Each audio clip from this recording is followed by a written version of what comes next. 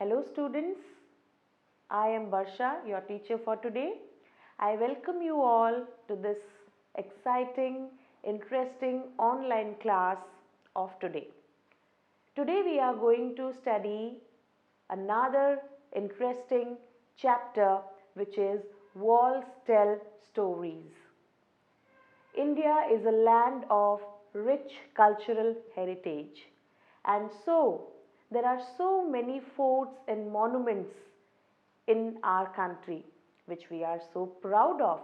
But every fort, every monument took so many days to be built up to this structure, and all these walls have such motivating stories behind them. So, here is this chapter to make us aware about that rich cultural heritage behind these special monuments and forts.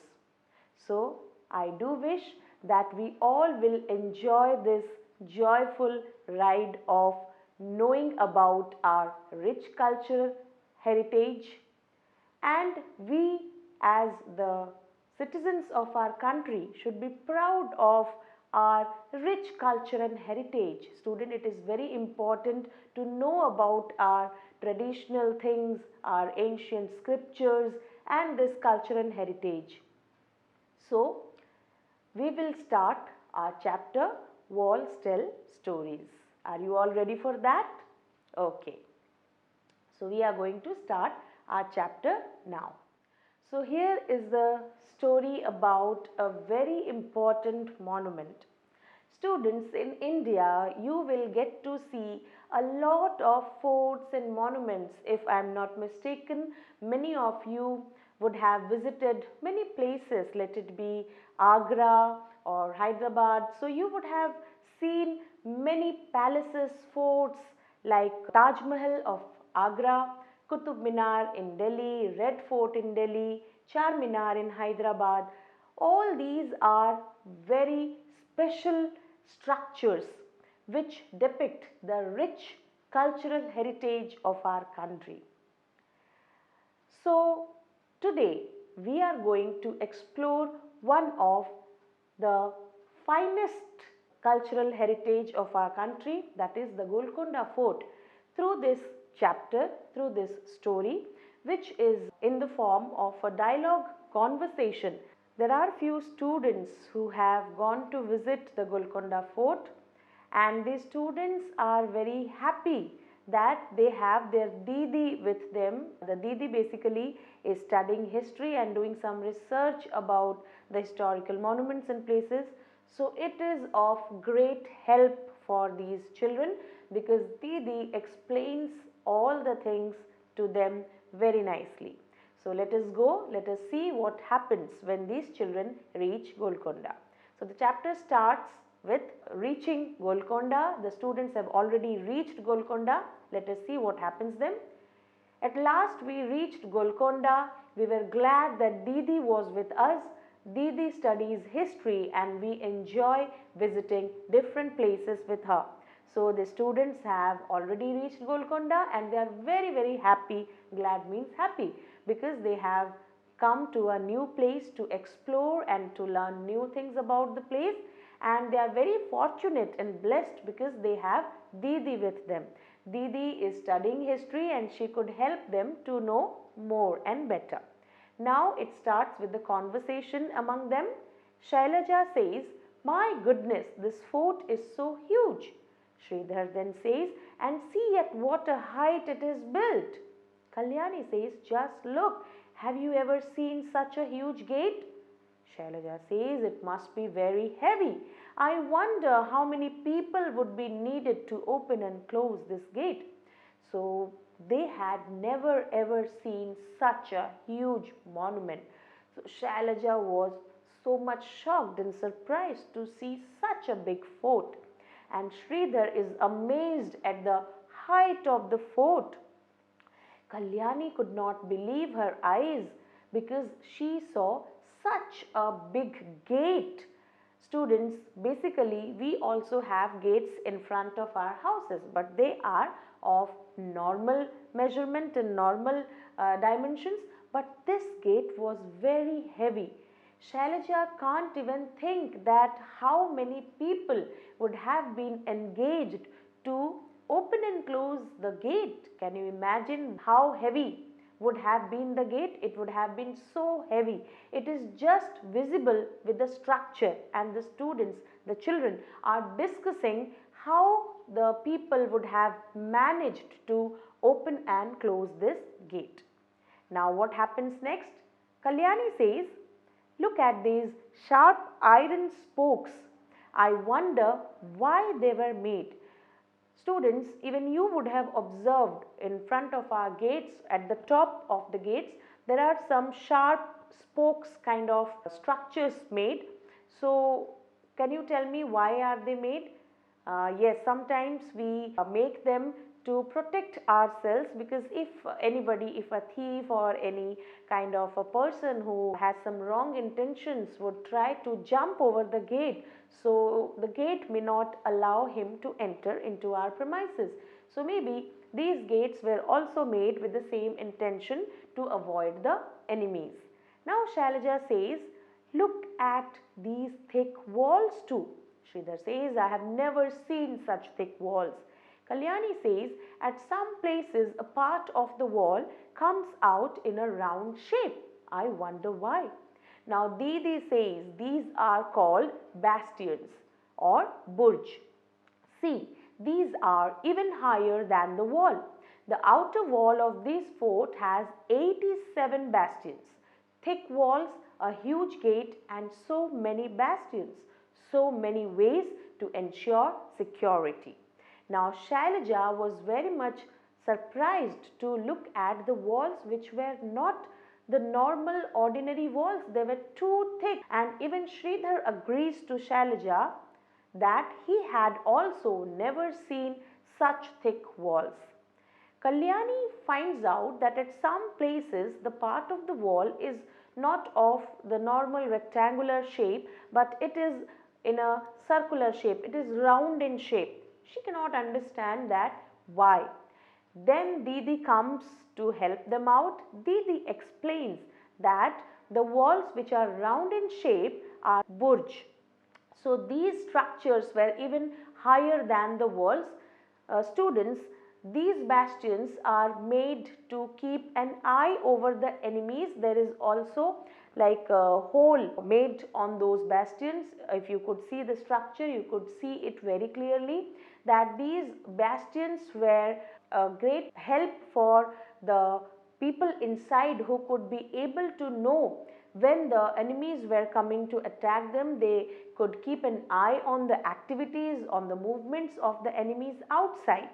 So that's why they were built higher than the walls, and there was enough space for the people inside to hide and keep themselves in a safe place. So this fort had 87 bastions. This was all there to ensure security, so that the people, those who are inside, were all safe. Now we have come to know about the Golconda Fort. I would like to tell you that Golconda Fort is in Hyderabad, we already know, and this is a very special monument. Okay, there are some questions which we would discuss. So here are the questions for you. You have to think about these questions. So why were bastions made in the fort wall? Okay, so this is your question. Yes, I know you have already got the answer. Yes, you are all correct, students. The answer is, these bastions were made in the fort wall to ensure security of the fort. Okay. Now let us move to the next question. The question for you is, why were big holes made in them? Yes, I just discussed it. Yes, the big holes were made in them to increase the viewing area, so that the people could see the area properly, and soldiers could look through these holes and could keep a better vigilance. They would get a better vigilance on the enemies, those who were trying to attack. Okay. Now let us come to the next question. What difference would be there if you were to look from a straight flat wall or a bastion at a height? How would the soldiers find peeping from the holes in the bastions useful while attacking? So here is the difference, students. It is very clear and evident that bastion ensured better safety of soldiers. It also provided a better vantage point from where a larger area could be seen. If you would see it from a flat wall, your vision would be very limited and restricted, but in the case of bastion it will not happen so. So it would not have been possible from a flat wall. Okay. So I do wish that you have got the idea very clear in your minds. Now let us see what happens next. Now we will see what is inside the fort. Now Shailaja says, I wonder how old this fort would be. Do you think the king built the fort so that he could live here? Kalyani says it was written outside that Qutub Shahi Sultans ruled here one after another from 1518 to 1687. So Didi says much before that in 1200 this fort was made up of mud and different rulers lived here. Shailaja says, oh look, this board has a map of the fort. Sridhar says this map shows so many gardens, fields and factories. See, there are many palaces also inside the fort.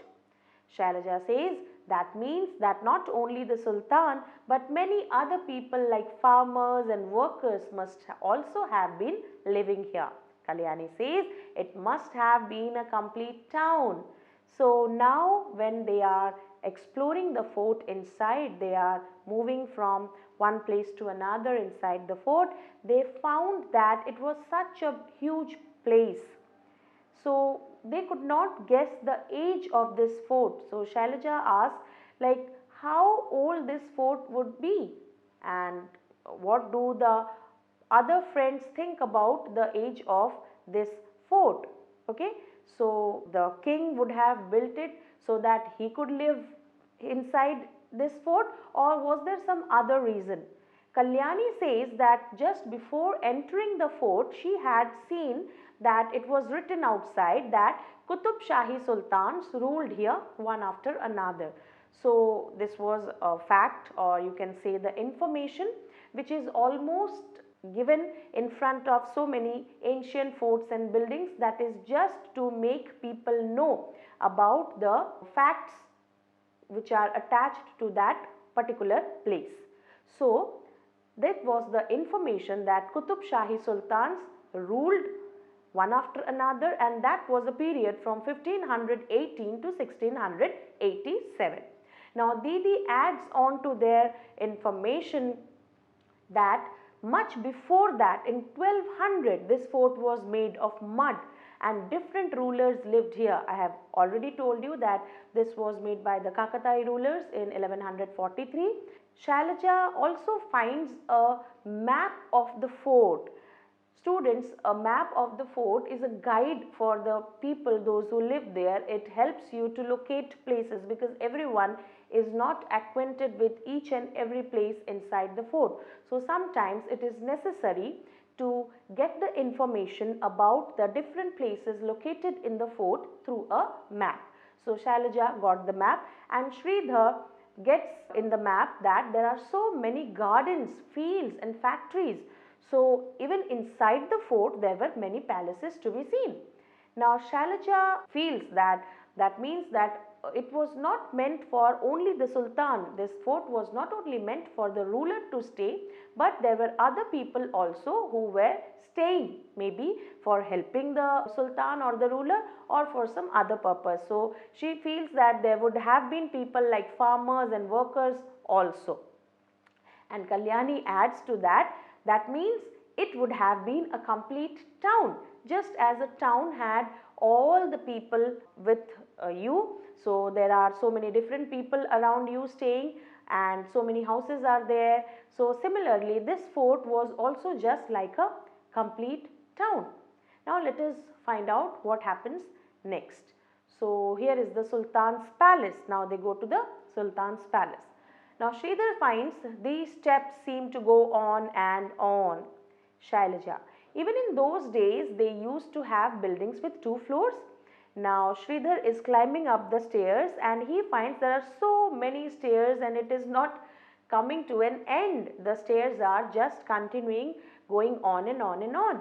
And Shailaja was so surprised to find that at those ancient time also they had 2 floored building. So there were 2 floors, okay, just now as we have our apartments, so there are 4-storied building, 6-storied building and even higher than that. So in that time also they could see the 2-floored building. Now Kalyani says, now the building is in ruins, but one can imagine that earlier there were many big halls and rooms here. Sridhar says, look at this beautiful carving on the walls. It is so fine. Kalyani says, we also saw something like a fountain on one of the roofs. Didi says, yes, there were many big tanks and fountains here. They used to be full of water. Now, can you imagine, students, that such a huge and ancient building was no more perfect and intact now? That is what Kalyani is pointing out, that now the building is in ruins. That means the building had been destroyed to some extent. It was devastated. It was not in a perfect condition. But from this condition also it could be figured out that this was such a big building with so many halls and so many rooms. And Sridhar was amazed to see the beautiful carvings on the walls. You know, you will find these carvings on these kinds of forts and monuments walls only. So that architecture was of such a superb quality. It was so fine. What about those special people, those who would have been engaged in this kind of carvings? So we should be happy to see these kinds of designs, these kinds of carvings. We have such a rich architecture also. Kalyani got to see a fountain on the roof also. Can you imagine how nicely this structure had been made, and what a plan. There were carvings on the walls, there were fountains on the roofs. Could you imagine how the water would have reached to the roof and how the fountain would have been working? So Didi makes it very clear that there were many big tanks and fountains. So maybe the water would have been collected from the tanks or big reservoirs and would have been used to work with the fountains. And those tanks and fountains were all full of water. So there is some good information about the engineering and architecture style. It says, think even today when engineers design houses, sometimes there is dampness in the walls. And here, so long ago, there were fountains on the terrace. The building must have been made with such good understanding. If we think how the people lived 500 years ago, so many questions come to our mind. For example, how was water lifted to such heights? Can you guess how? Now this is something for us to think and explore. It is so aptly said that now also when the engineers design our houses, sometimes there are some lacunas, there are some faults, the walls become damp. You would see that whenever it rains or whenever there's a heavy rainfall, we could see the walls damped. So the water sucks and it is visible on the walls. But how interesting it is to know that there were fountains on the terrace at that time. So how amazingly these structures were designed, and the people there who lived 500 years ago, how the technology would have been used then. It has been developed now, no doubt, but what about the technology then? It is really very much intriguing to know that how water could have been lifted to such great heights, because the fountains were at the top of the roof. So here is the question for you to think. How would the fountains have worked? Can you guess something? Yes, The fountains would have got the water supply from a large reservoir, as Didi had already mentioned that the water was stored in tanks and reservoirs. So maybe the water would have been carried, the supply would have been taken from the large reservoir. Okay. Now let us come to the next question. What arrangements would have been made in the building for air and light? So students, we all know that it is very important for a house to be well ventilated. So what do you think would have been done at that time for fresh air and light? So yes, you all are absolutely correct. There were large windows, doors and ventilators which allowed natural sunlight to enter the building. These also allowed a lot of fresh air to come in. Now students, you have a picture. Okay, so the next question is based on this picture. You could see the beautiful carving on the wall through this picture, isn't it? And you have to think about the tools which could have been used for such fine carving. Have you heard about any such tools? Yes, let me tell you that these carvings would have been made using chisel and hammer, which were made of iron. So these tools help for fine carvings. So at that time the workers would have used chisel and hammers which would have been made of iron. So that has helped to make such a fine carving on the wall. Now let us find out something about direction. Okay. So do you know how to find the direction? So what is the basic technique to find out the directions? So we know there are 4 directions: east, west, north, south. So here is some more information about finding out the directions. So at the place you are, where does the sun rise? At the place you are, where does the sun rise? Where does it set? Where you are standing, find out what all is there to your east and what all is there to your west. Also find out what places are to your north and south. So you have to find out these informations wherever you are standing, so that you are very clear about your directions. So it will help you to find out the directions. Now there is something for you to know. Kalyani got a map there and they were discussing about how it would have been helpful to all the people staying inside. So you have also got a map here, that is the map of the Golconda Fort. Okay. Now there are some questions related to the map. Let us see how good you are at the map work and how easily you locate the places in the map. Now this is the first question for you. If you are peeping inside from Bodhli Darwaza, in which direction from you is Katora House? You can see the points, the locations very easily in the map, students. You have to trace it out and you will find out that the answer to this is the north direction. Now let us move to the next question. Okay, this is the question for you. If someone is entering from Banjara Darwaza, in which direction from her is Katora House? Now Katora House is in the south direction. It is in the southern direction. Okay, did you get it? Yes, of course. So that is in the southern direction. Now let us move to the next question. In which direction will you walk from Balahisar to reach Moti Mahal? So in which direction would you walk from Balahisar to reach Moti Mahal? So you have to move in the east direction and then only you will reach the Moti Mahal. Okay. Now let us come to the next question. How many gates can you see on the outer walls of the fort?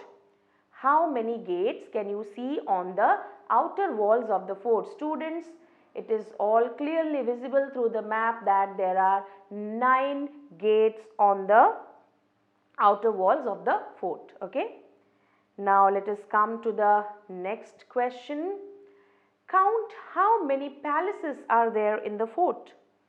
How many palaces are there in the fort? And yes, you are absolutely right, students. There are 3 palaces in the fort. Okay. Now the next question is, what arrangements for water can you see inside the fort? For example, wells, tanks, step wells. Okay, there were 5 bowlies and 3 hawse for water. So this was all made for the arrangement of the water inside the fort. Okay, now there are some other interesting questions as well, that on the map the distance between Bala Hisar and Fateh Darwaza is dash centimeter. Did you get it? Yes, it is 8 centimeter. On the map, the distance between Bala Hisar and Fateh Darwaza is 8 centimeter. And on the ground, the distance between the two would be dash meters. So if it is 8 centimeter in the map, so it would be how many meters in the ground? What would be the distance in the ground between the two in meters? So that would be 880 meters. That would be 880 meters. Okay. This is another question for you. How far is Makai Darwaza from Fateh Darwaza? How far is Makai Darwaza from Fateh Darwaza? And it is about 100 meters, students. It is about 100 meters. Okay. So students, we have already learned so many interesting facts about the Golconda Fort. I do believe that you have equipped yourselves with innumerable facts about this fort, and you will always remember that it is very important to know about these special facts hidden in the pages of history. So, there are still many things to know, but it's not going to happen today. You have to be patient and we will learn about it in our next session. Okay? So, till then, keep smiling, keep exploring and stay safe. Thank you.